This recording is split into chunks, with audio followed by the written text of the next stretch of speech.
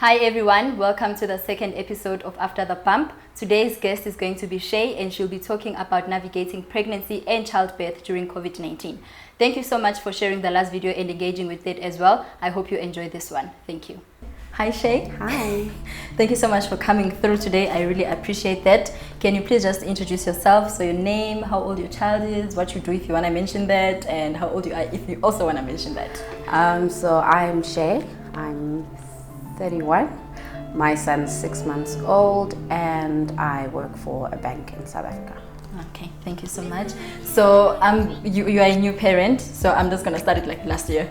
We're not going too much back. So you were pregnant during COVID-19, and COVID-19 was a very tough time for most people, just people not pregnant. Yep. So I can imagine how difficult that was for you being pregnant during COVID. Can you take us through that experience? So I think for me, it turned out to be pros and cons because, well, the pro obviously was that I didn't have to buy maternity wear. I saw the price of those things, and man, I got to work from home. I had disclosed to my boss in around March that I was pregnant. So at the end of March, she let me go home before the actual hard lockdown even happened. I think where it knocked me a lot, and I mean it was quite an emotional thing, that first of all I couldn't have any family around me, like physically. The journey that I went through was literally just me and Amta. We wanted to have a gender reveal. We couldn't do that obviously because of the restrictions, that at that time that we wanted to do the gender reveal, we were still under level 5 even. So then obviously the baby shower, I had always had, like from the first time when I thought about myself being pregnant, I had this whole idea of a big baby shower, balloons, you know, the works. Obviously that, I still got the balloons and the big stuff and whatever, but I couldn't have anybody around me. I remember scrambling about 3 weeks before before the baby shower was supposed to happen, because I was part of my planning by force. But we went around and I was scrambling to try and find venues, because by the time that the baby shower was going to happen in around August, that was when restrictions are a little bit more eased. We were allowed to move around. Gatherings of I think around 20 people were allowed. So I found myself scrambling in the hopes of finding something to salvage just a little bit of that feel of a baby shower. But we obviously still ended up doing it at home with just myself and my best friend. But I think I actually enjoy being pregnant during lockdown. Except for the baby shower part. Except for the baby shower and the gender reveal part. But I actually get that, because baby shower, you know, it's important for other people, it's not for other people, and I can actually get that. Okay, and then would you say, now that you didn't get your experience of the baby shower you wanted, in future you definitely go all out and do it? Of course, I'm going all out. For if God blesses us with the next one. I mean, obviously friends and everywhere, you'd have to understand that I didn't get this with my first child, so therefore we're going all out with the second child and making sure that, because I mean that is one experience that I'd really love to have had. So that for the baby shower is the bad, and the not buying maternity stuff is the yes. Okay, and then how was the experience from the emotional side of things, like going for checkups, because you know when you're pregnant you have to go for a lot of checkups. How was that? Because I can imagine it was not the... So it was, I think that was a roller coaster, because firstly in the first half they were allowing my husband and Tad to come into the sessions with us. However, when it got to the one, because after we decided that we're not having the gender reveal, the scan where the doctor was supposed to tell me the gender of the baby, or rather the sex of the baby, when I got in there, that was the month that they told us that partners are now not allowed. So I had to find out. I mean, I think I wasn't too fazed by it because I was just excited to find out about it, but I can only imagine for Mta how that would have been. I mean, this is also his first child. He's been there through the other scans, and all of a sudden one this big where they're going to reveal the sex of the baby. That was, I think, but in terms of emotionally, he was there for, well, there by there I mean he was outside, so we'd go to the appointments together. So we still had that feel of going to appointments together. I'd have to record it from inside because he'd be outside. So I think from my side, I wasn't too robbed of that. I think he'd be more feeling like he missed out on a lot. Okay, now I get you. So on Twitter, you have spoken about feeling yourself sinking into depression. And I know in the world, like 10% of pregnant women will experience some emotional disorder during their pregnancy, and then others there's like up to 13%, but in South Africa there's up to 33%.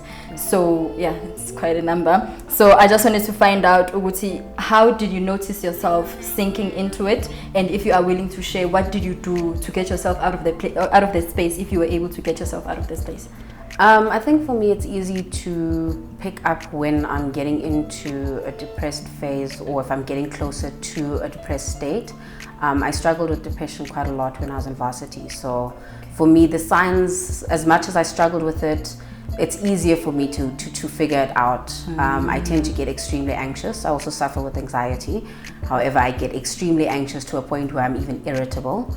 I think for me, the first things that I started noticing was obviously people will talk about, trying to get up and do everything. I start realizing that even when Yomelela cries, it's a thing where I'm like, I'm not getting up. And at first it would feel like you're exhausted. It would feel like you're just tired. The baby's been crying for a couple of minutes. You can't just let him cry a little bit longer. You start feeling like you're just tired. But after a while, I started realizing that even points where he's not crying, where he's just looking for attention, he's just looking for love. And I'd feel, well, you know what, I'm not actually in the mood to get up and pick you up. And I think that ends up being like a cycle, because at the end of the day you end up feeling guilty for the fact that you didn't pick your child up when he wanted to be picked up, and now you're sad about that, and now you're sad about that, and then you start feeling bad, and then you start feeling guilty, and you're such a bad mother, and then you end up going into a cycle. Because you're a bad mother, you're going to get depressed. Because you're depressed, you're a bad mother. Sure. So it's a vicious cycle that you end up finding yourself in. I think, sorry to disturb you, that's actually one thing that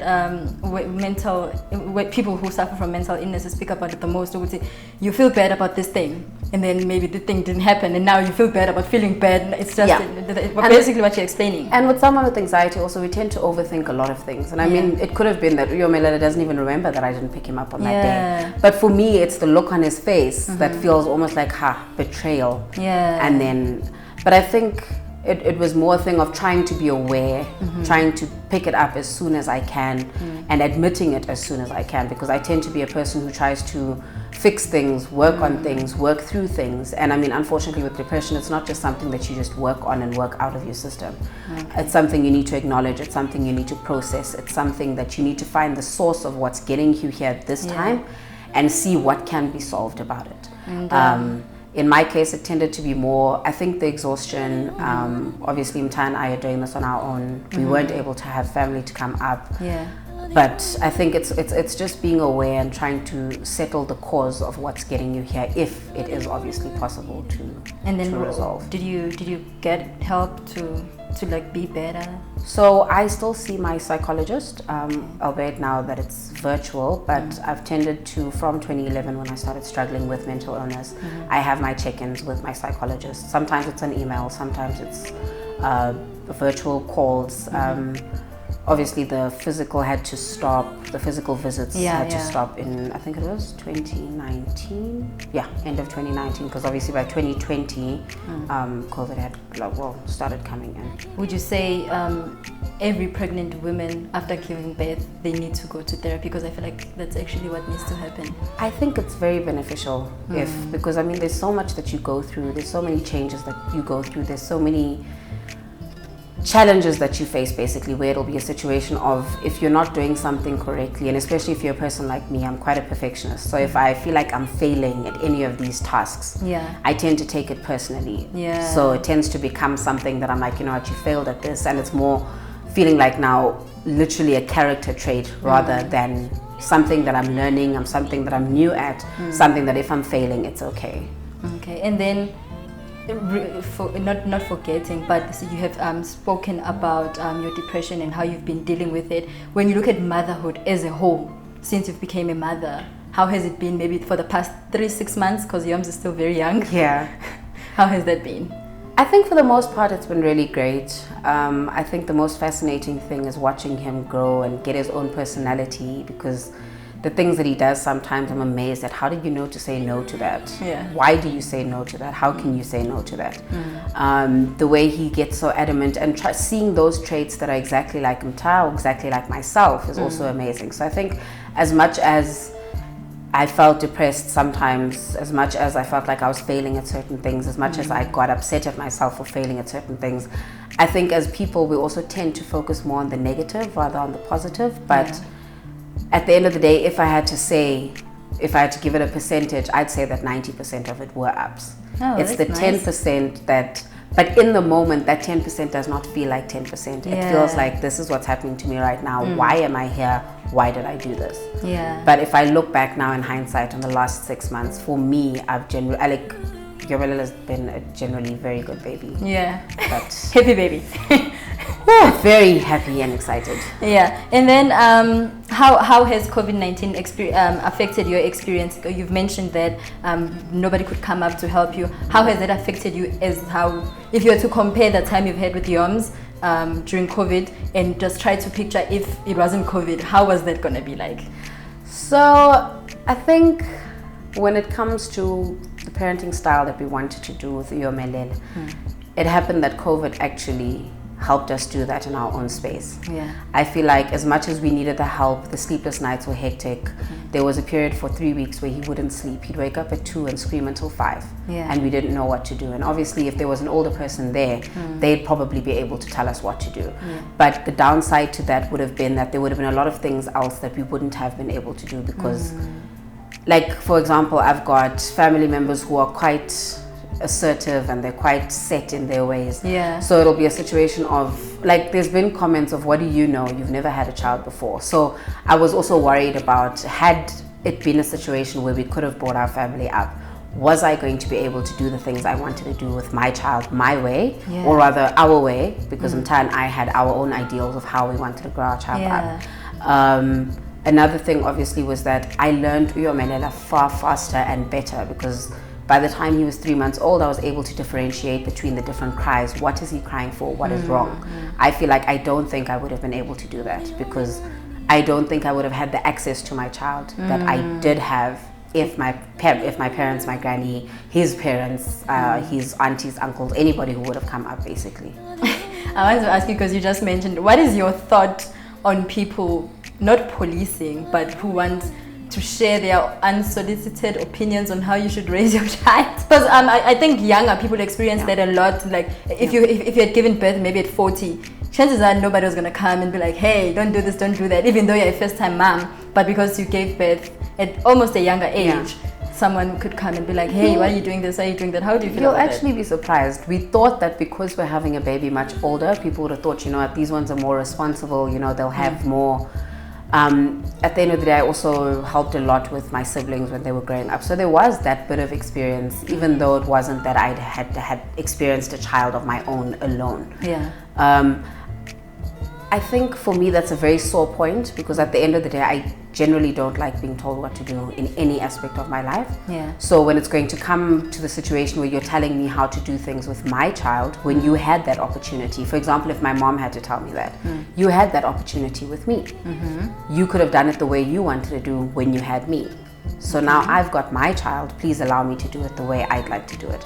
There has been unsolicited advice, and funny story, we got advice about giving, the time that Uyomelela was performing from 2 until 5 in the morning, we got advice from like 3 different people telling us he's extremely hungry, that's why he's not crying, that's why he's not sleeping, he's crying. So put Cerelac in his bottle.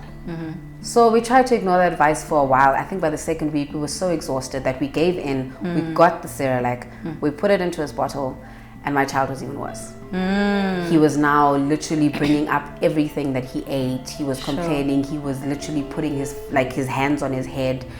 So I think watching that and watching how much, or rather how irritable he became after we put Cerelac, because at the end of the day he was a couple of weeks old. His tummy probably wasn't even ready for Cerelac. So listening to that advice, because we had gotten to a point where we had reached our end and we were like, you know what, maybe these people are right, let's take this advice. And it turned out to be even worse than what he was previously doing. So after that we were both like, you know what, at the end of the day, let's do this the way we want to. If we have problems, if we run into something we can't solve, we'll call one of our parents. So you aunties. do have room to receive. No, definitely. Obviously, I do understand that I am a first-time mother. There are things that I will not know about. But at the same time, let me try it my way. And where I fail at my way, I will call you to ask, listen, what can I do? Sort of like be allowed to try. And that's what I'm saying. If family had to come over and help, Yeah. If that was the case where they'd allow us to try it our way and only step in when we ask for help, that would not be a problem. But I doubt that would have been the case. Okay, no, I get you. I want to ask you about Mta. I wanted to ask you, he's a supportive and hands-on partner. I've actually seen even on Twitter. He does the nappy thing, all of that. And I just wanted to ask Uguti, since the beginning of your journey, how do you think your experience was going to be if Mta decided to be an absent parent? Also, why does he have a permission to be absent? But it's fine. Let's carry on. Yep. So, I think for me, he's taken up a lot.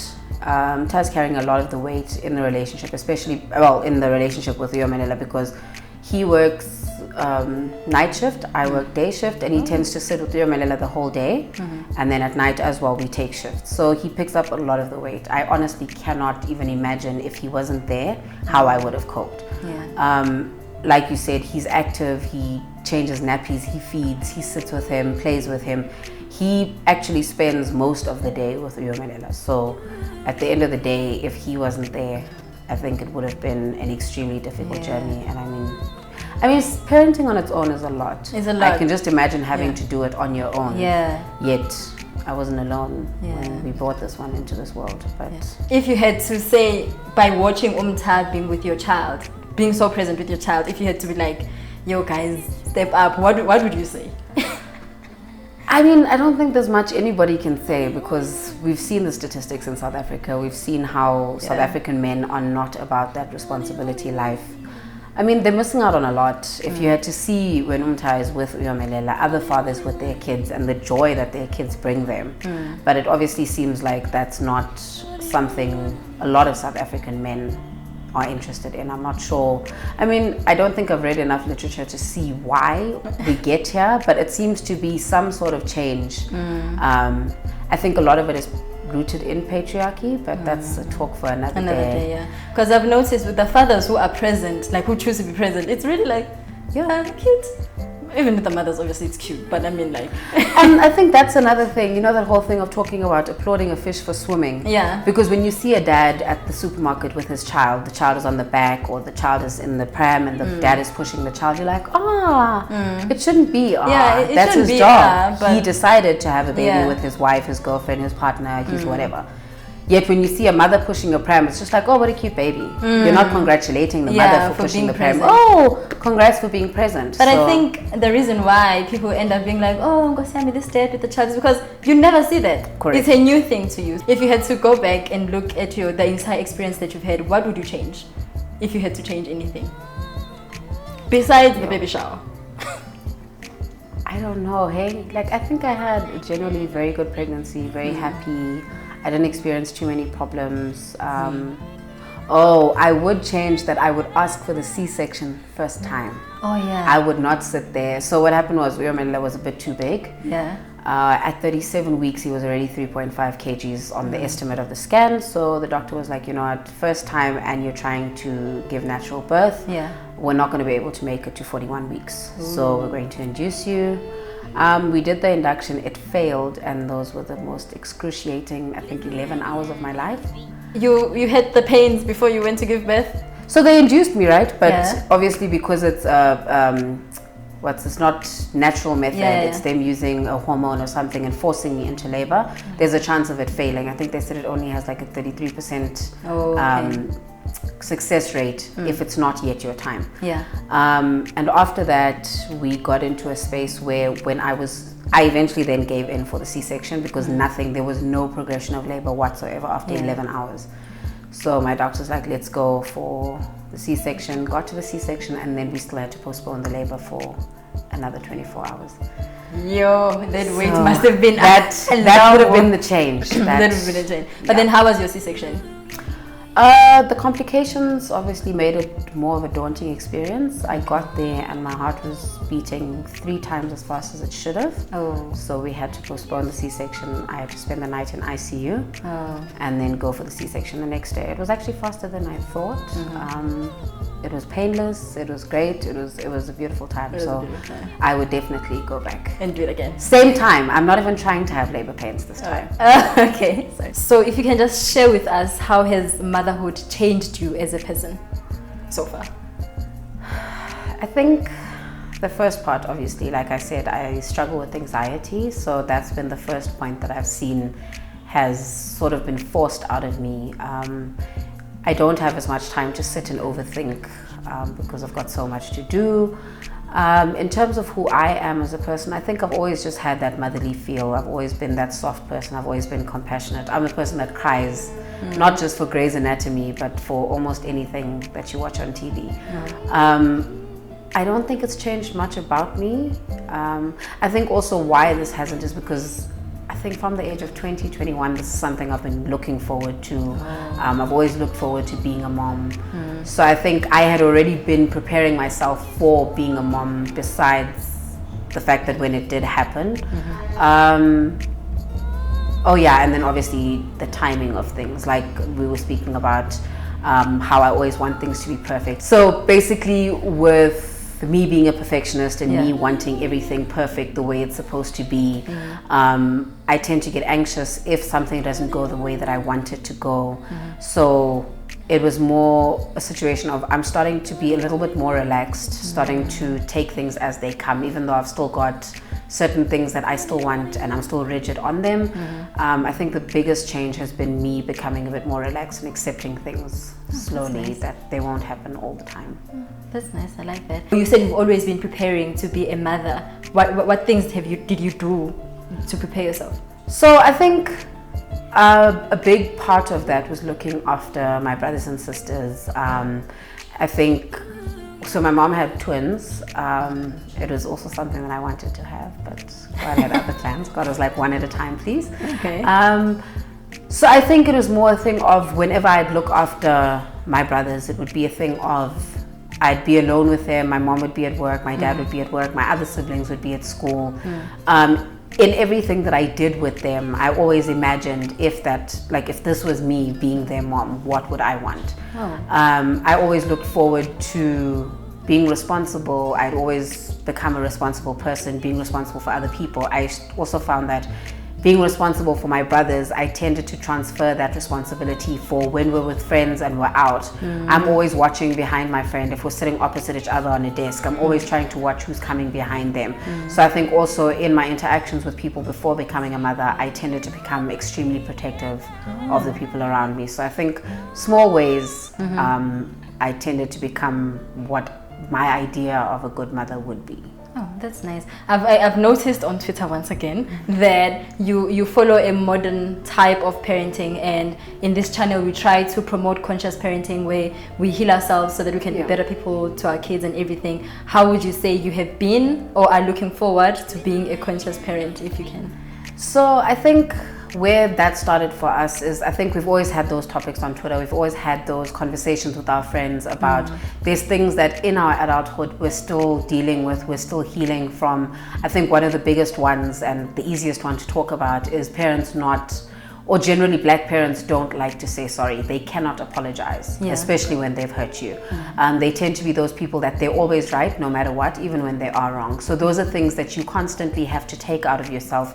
You have to learn that you're not going to do that with yourself. So the first steps that Mta and I had taken is when we found out that I was pregnant, we started going to therapy. I mean, I was already seeing a therapist for myself, but we decided that we're also going to put couples therapy into it as well. Because in that moment of couples therapy, we then learn how to communicate effectively to each other, and not just communicate, comprehend as well, in a way that, for example, you've seen children who grow up in homes where, for example, there might be physical violence. They tend to grow up thinking that's okay. In houses where parents are swearing, screaming at each other, you tend to get the kids doing that when they get into friendships and relationships at a later stage. So I think we wanted to be very conscious of how we move forward, how we interact with each other, especially seeing that kids tend to imitate, they tend to take everything that you do and basically do it with their friends, or maybe go act it out at school. You don't want your child to have to sit 20 years from now trying to heal from your parenting the way you are trying to heal from whoever you were parented by. And I think when we speak to parents, we're not speaking to mothers only, because you obviously know the dynamic of a lot of our homes. you grow up with a lot of different people, they're all basically the same. So I think it's very important to make sure that you allowing your child to openly express themselves, you allowing your child to talk about what's sitting with them, have that open relationship. I mean, for me, the biggest thing is, and I think this is with Mtaya as well, for example, when my child does start going out, be it a boy or a girl, at the end of the day, if you go out, you're stuck stranded somewhere, I would rather that you call me no matter how upset you think I'm going to be. Maybe you've taken some substances and you're not yourself. Maybe you're worried about what my reaction is going to be when I get there. But I would rather you call me than try and make these other plans. I mean, we've seen how dangerous South Africa is. The last thing you want is not to have that open relationship with your child and have your child trying to do everything to avoid you. So I think for me, the goal is to essentially have my children be open with me, be able to be around me, be able to tell me and challenge me if I've put them in a situation that they don't like, or if I've hurt them. I don't want them to have to feel like they cannot speak to me, or I'm this person that if you try and tell me I did something wrong or hurt you, that I'm just going to shut you out. Then you spend your 20s to 30s trying to heal, or rather even I'd rather that you don't sit and repeat those mistakes and have to push away people in your own life because of the way that I've conditioned you. So I'd like to try everything in my power to make sure that you've got all the opportunity and openness to be a well-rounded individual. I actually love that answer so much. I love that answer so much. I don't know if I was going to ask you, do you have a tip for young moms? But I feel like you've covered everything. But if you are still open to sharing that, you can please share a tip for young moms and dads who literally just recently gave birth and are either going through challenges or whatever. So I think firstly, lean on your partner. Hopefully your partner is present. If your partner is not present, I mean, lean on your friends, lean on whatever support structure that you do have. Make sure that you do have a support structure. As much as I said, for me, I had a happy pregnancy, and for the past few months that Yoms has been with us, it's been a great time. There's obviously going to be those times where you need alone time, you need someone to lean on, you need someone to talk to. In terms of tips, just make sure that you're constantly of where you are, what you're feeling. I think for me, my tips would obviously be mostly mental health related. Try and always make sure you're in a space where you understand where you are. I mean, it's not that you must always be in a good space. It's not that you must always be in a happy mood. But at the end of the day, you also need to make sure you know where you are so that you can adequately handle that. And that doesn't end up going out onto your child and then go back to the cycle that we spoke about. Basically taking it one day at a time. Sure. That helps a lot. All right, so we've gotten to the point where you have to share the letter that you wrote for yourself. It's part of the segment where be who you needed when you were younger type of thing. Okay, with you who you needed last week, last year. So can you please share your letter with us? All right, so my letter goes, Dear older pregnant me, the most important thing to always remember is to be kind to yourself. Be kind to yourself always. So many changes are coming, so many changes that you're going to go through, so many transitions that your body will go through that's going to leave you changed forever. You might think of this as scarred forever, however, it is changed forever. Changed physically, changed emotionally, changed in all the ways that you could possibly imagine. Always be kind to yourself and remember that becoming a mother is a journey and a beautiful one at that. Take time for yourself. Remember that you are you before you are a mom, before you are a wife. Motherhood becomes so busy that you end up being consumed by it. All your days is motherhood. You wake up, you're a mother. You go to bed, you're a mother. And even between your sleeps, you're waking up to feed someone. And that reminds you every single moment that you are a mother. Don't be so hard on yourself. It is okay to not feel okay. Take those day naps, take those drives, dress up, feel pretty, go do the things with your friends. Going out and going to see your friends doesn't make you a bad mother. Go on date night with your husband, spend some time, because remember, without him, you wouldn't even be a mother. You still need to maintain the relationship that the two of you have. You still need to maintain the friendships that you have. Don't be such a perfectionist when it comes to motherhood. Things will not always go as planned. Things will not always be perfect. In fact, a lot of the times they are far from perfect. Let go of the anxiety, because at the end of the day, it's really all just going to be fine. Enjoy the moment, and before you know it, you'll be starting the cycle again. You're doing great, sweetie. Yeah, no, thank you so much. Thank you so much for coming. Thank you for having me. Yeah. Sure. That was a very lovely conversation I had with Shaé. Thank you so much for watching, and thank you so much for sharing the videos as always. Please subscribe if you aren't, and comment, subscribe, like, and share. We'll see you on the next one. Thank you.